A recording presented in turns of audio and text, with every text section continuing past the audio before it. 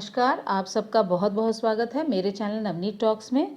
बच्चों, आज हम देखेंगे कक्षा 10वीं की हिंदी की कोर्स बी की पाठ्य पुस्तक जिसका नाम है स्पर्श भाग 2।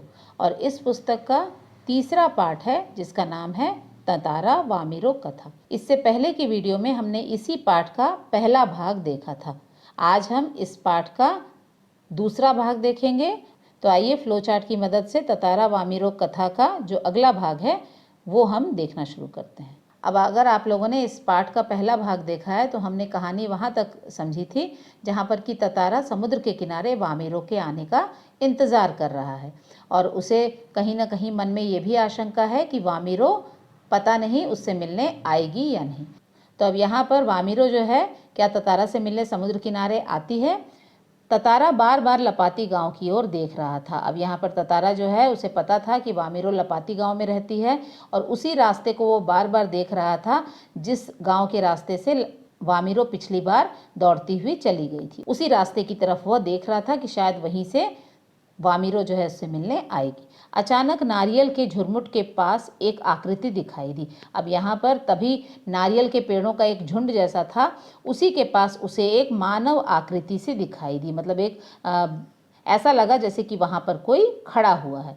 वह खुश हो गया, उस आकृति को देख करके उसने उसे पहचान लिया और वो बहुत ही खुश हो गया क्योंकि वह वामिरो थी। वामिरो आ चुकी थी ततारा से मिलने के लिए। वामिरो डरते छुपते छुपाते और आसपास देखते हुए आगे बढ़ रही थी।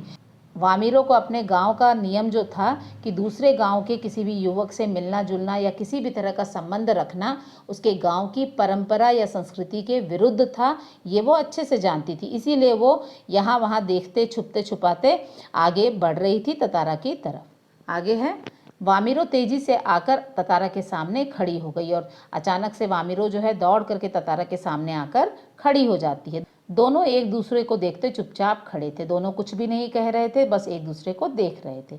सूरज डूब चुका था, अंधेरा बढ़ने लगा और तभी सूरज भी डूब गया और धीरे धीरे अंधेरा होने लगा। अचानक सचेत होकर वामिरो घर की तरफ दौड़ी। अचानक वामिरो को होश आया कि अंधेरा हो चुका है और उसे घर की तरफ जाना है और वो अचानक से पीछे पलट करके घर की तरफ दौड़ने लगती है। ततारा अब भी वहीं शांत चुपचाप भाव से खड़ा था। आज ततारा ने उसे पीछे से आवाज़ भी नहीं दी, बस वो चुपचाप वामिरो को वापस दौड़ करके जाते हुए देख रहा था। आगे देखते हैं। इसके बाद है दोनों की मुलाकातें। अब ये जो मुलाकातों का सिलसिला है वो धीरे धीरे आगे बढ़ता है और रोज़ उसी जगह दोनों मिलने लगे। वही एक जगह थी जहाँ पर कि वो छुप करके मिलने लगते हैं। चुपचाप खड़े होकर एक दूसरे को प्रेम से देखते रहते हैं और उन दोनों में बातचीत काफ़ी कम होती है, बस दोनों एक दूसरे को खड़े होकर देखते हैं। लपाती गांव के युवकों की नज़र उन पर पड़ती है और एक दिन लपाती गांव के कुछ युवक भी उसी जगह पर घूम रहे थे जो कि ततारा और वामिरो को एक साथ वहाँ पर देख लेते हैं।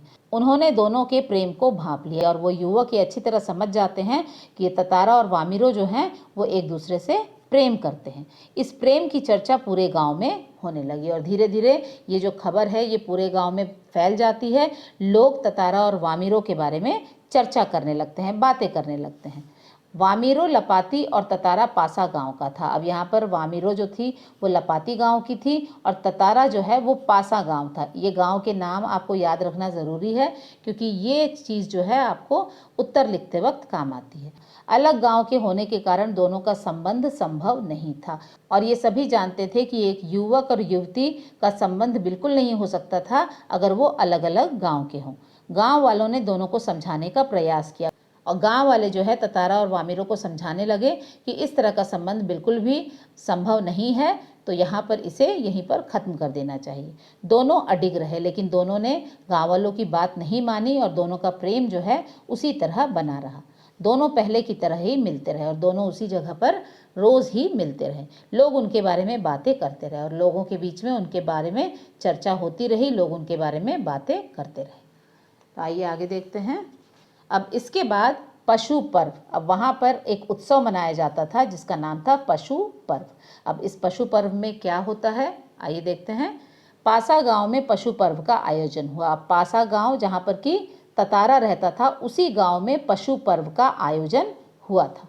इसमें हृष्ट पुष्ट पशुओं का प्रदर्शन होता है। जैसा कि इस पर्व का ही नाम है पशु पर्व, जिनके पास भी बहुत ही शक्तिशाली और स्वस्थ पशु होते हैं वो उन पशुओं को इस उत्सव में लाया जाता है।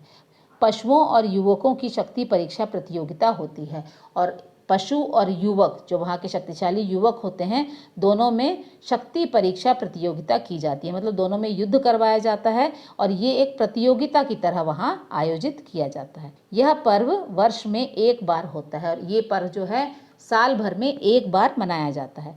आसपास गांव के लोग हिस्सा लेते हैं। आसपास जितने भी छोटे बड़े गांव होते हैं, उस गांव में रहने वाले जो लोग हैं वो इस पर्व में हिस्सा लेते हैं, चाहे प्रतियोगिता हो या कुछ लोग इस उत्सव को देखने के लिए भी आते हैं। तो यहाँ पर इस पर्व में बहुत ज़्यादा भीड़ लग जाती है।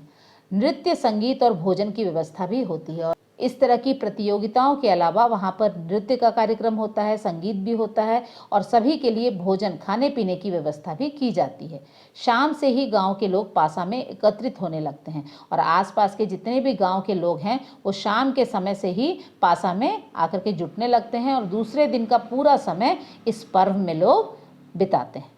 विभिन्न कार्यक्रम भी शुरू होने लगे। अब यहाँ पर बहुत सारे कार्यक्रम भी वहाँ पर शुरू होने लग जाते हैं। ततारा भी पशु पर्व में आया था और ततारा पासा गांव का ही था और जहाँ पर ये पर्व मनाया जा रहा था वहाँ पर ततारा भी आया हुआ था।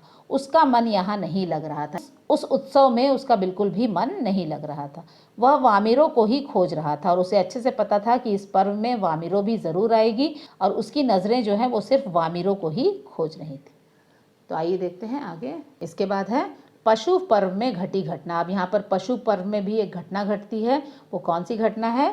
वामिरो नारियल के पेड़ के पीछे छुपी खड़ी थी। अब वहाँ पर भी नारियल के पेड़ का एक झुंड जैसा था। वहाँ पर वामिरो जो है वो अपने आप को छुपाए हुए वहाँ पर खड़ी थी। ततारा ने वामिरो को देख लिया। लोगों के डर से वामिरो ततारा के सामने नहीं आ रही थी और उस पशु पर्व में अलग अलग गांव के इतने सारे लोग जुटे हुए थे, भीड़ भाड़ थी। इस डर से कि लोग उन्हें देख न ले, वामिरो जो है वहाँ छुप कर खड़ी थी और ततारा के सामने वो नहीं आ रही थी। लेकिन ततारा को सामने देख वह रोने लगी। लेकिन जैसे ही उसने ततारा को सामने देखा वो रोने लगी। ततारा वामिरो को रोते देख दुखी हो गया और ततारा ने जैसे ही देखा कि वामिरो रो रही है, ततारा जो है वो बहुत दुखी हो गया। वामिरो के रोने की आवाज़ तेज हो गई और वामिरो जो है अब अपने रोने पर उसका काबू नहीं रहा और उसकी आवाज़ जो है रोने की वो तेज़ होती गई। रोने की आवाज़ सुनकर वामिरो की माँ वहाँ आ गई। वामिरो के रोने की आवाज़ सुनकर के वामिरो की माँ जो है वो वहाँ आ गई।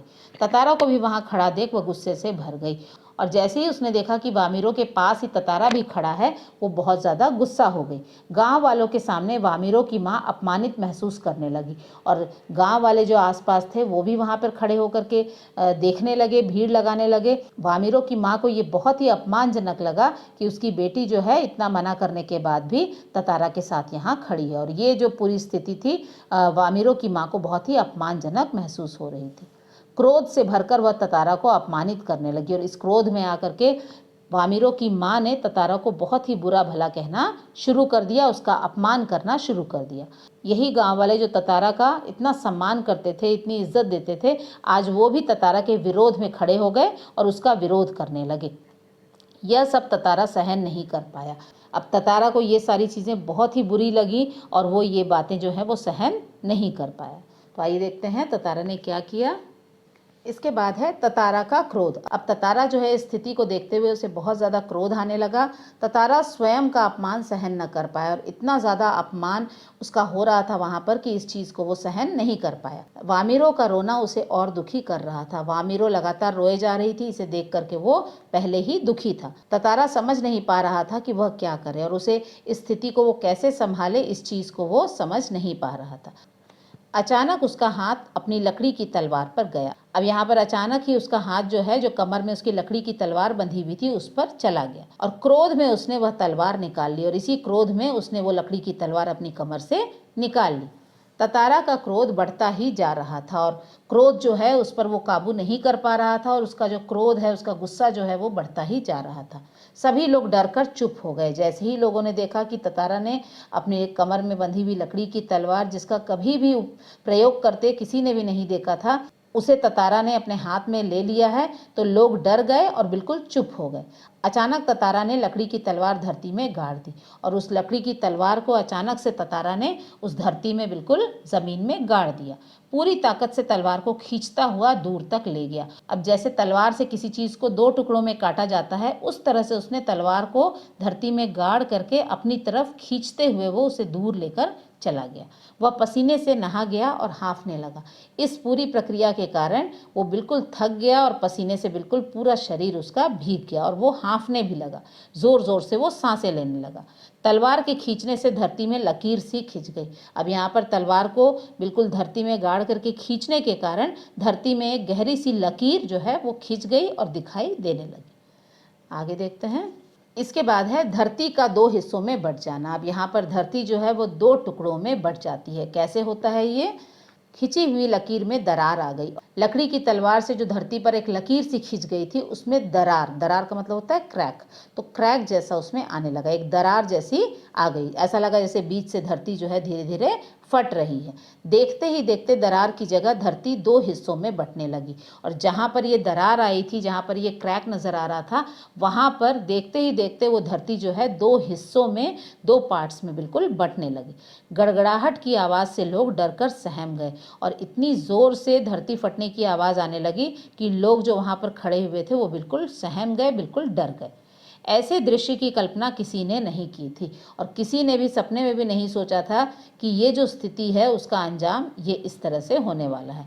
इस तरह की स्थिति की कल्पना किसी ने भी दूर दूर तक नहीं की थी। धरती के टूटे हुए एक हिस्से में वामिरो रह गई और ततारा को पुकारने लगी।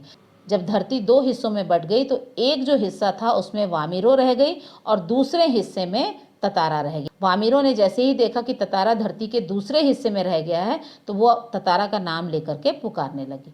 दुर्भाग्यवश ततारा धरती के दूसरे टुकड़े में ही रह गया और जैसा कि मैंने बताया कि दूसरा वाला जो टूटा हुआ टुकड़ा था धरती का, उसमें ततारा रह गया। धरती 2 द्वीपों में बंट गई और यही वो समय था जबकि जो एक द्वीप था वो 2 अलग अलग द्वीपों में धरती जो है वो बंट गई थी। एक टुकड़े में वामिरो और दूसरे में ततारा। अचानक ततारा ने देखा कि उसके तरफ का द्वीप समुद्र में डूबने लगा, लेकिन ततारा ने तभी देखा कि जिस टुकड़े में वो खड़ा है वो धीरे धीरे समुद्र में डूब रहा है। स्वयं को बचाने के लिए उसने छलांग लगाकर दूसरे द्वीप के सिरे को पकड़ना चाहा। अब जैसे ही ततारा ने देखा कि उसके हिस्से वाली जो धरती है वो पानी में डूब रही है, समुद्र में डूब रही है, तो उसने छलांग लगाकर के जो दूसरा टुकड़ा था उसके सिरे को, उसके जो किनारे की जो ज़मीन थी उसे उसने पकड़ने की कोशिश की। तो आइए देखते हैं क्या ततारा बच पाया। तो यहाँ पर ततारा वामिरो का अंत। तो आइए देखते हैं ततारा और वामिरो का अंत किस तरह से होता है। ततारा की पकड़ ढीली पड़ गई, लेकिन जैसे ही उसने धरती के किनारे को पकड़ने की कोशिश की, बहुत देर तक वो उसे पकड़कर नहीं रख पाया और धीरे धीरे उसके हाथों की पकड़ जो है वो ढीली पड़ती गई। आगे है, वह फिसलता हुआ समुद्र की सतह में जाने लगा और उसका हाथ जो है वो वहाँ से छूट गया और धीरे धीरे वो समुद्र की सतह में, मतलब उसकी गहराई में जाने लगा। वह सिर्फ वामिरो को ही पुकार रहा था और इस स्थिति में भी बस उसके दिमाग में और बस उसके विचारों में वामिरो ही थी और वो बार बार वामिरो का नाम लेकर पुकार रहा था।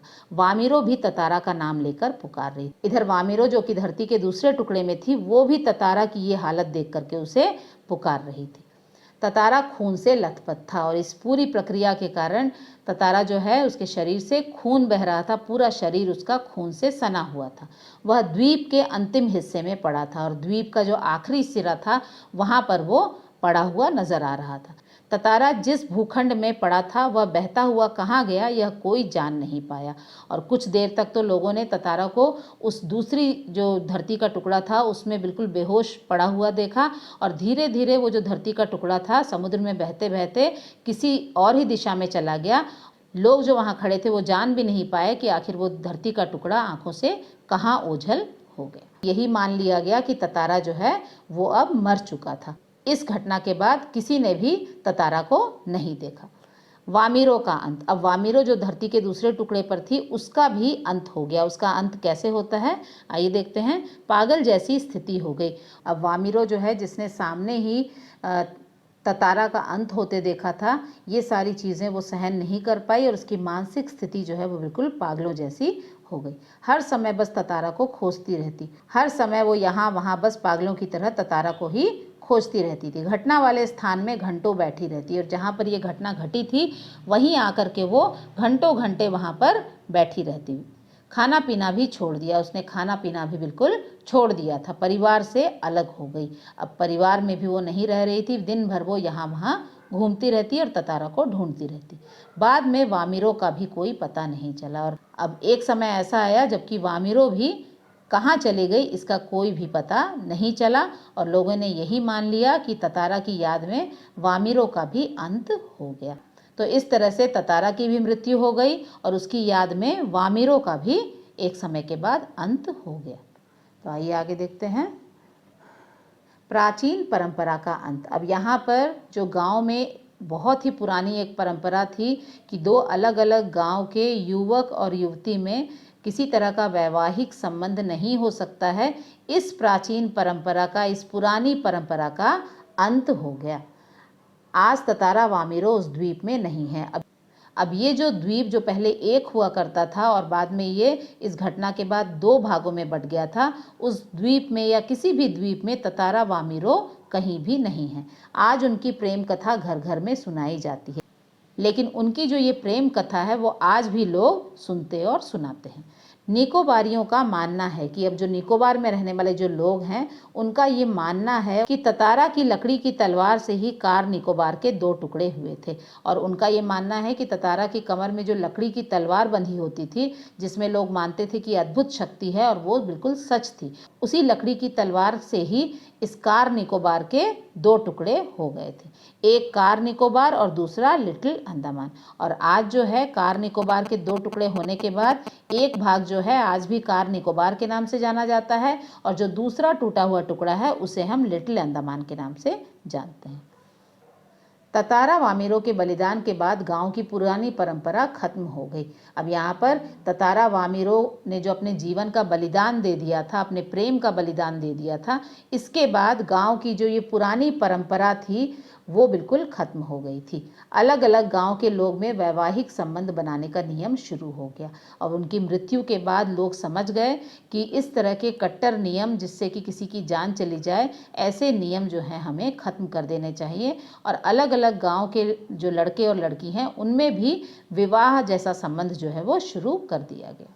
ततारा वामिरो का यह बलिदान दोनों गांव में सुखद परिवर्तन ले आया और ततारा वामिरो ने भले ही अपने जीवन का बलिदान दे दिया, लेकिन ये जो एक पुरानी घिसी पिटी सी परंपरा थी वो जो है खत्म हो गई और लोगों के जीवन में एक बहुत ही सुखद परिवर्तन आ गया।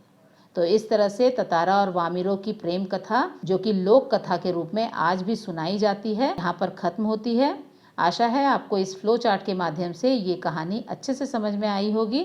फ्लो चार्ट के माध्यम से ही आप आसानी से इस पाठ से संबंधित प्रश्नों के उत्तर भी आप लिख सकते हैं। सारे फ्लो चार्ट्स जो हैं इनका PDF लिंक मैं डिस्क्रिप्शन में दे दूंगी, जहां से आप इसे डाउनलोड कर सकते। तो फिर मिलेंगे एक नए वीडियो में, तब तक के लिए अपना ध्यान रखें। धन्यवाद।